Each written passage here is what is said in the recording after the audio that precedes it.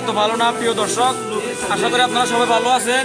আমাদের অনেক জায়গায় সাথী ভাইরা ছাদের উপরে আছে, স্কুলের দোতলায় আছে, তিনতলায় আছে, পাঁচতলায় আছে। আমরা মোটামুটি খাদ্য দিতেছি। নোয়াখালী অত্যন্ত খাদ্যের প্রয়োজন।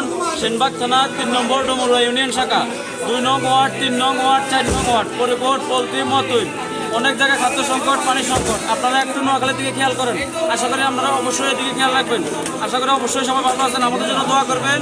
স্বেচ্ছাসেবক বাহিনী অনেক কষ্টে আছে, তারা অনেক অসুস্থ, পুরা দিন তারা না খাইয়ে কষ্ট করতেছে একমাত্র মানবতার সেবায়।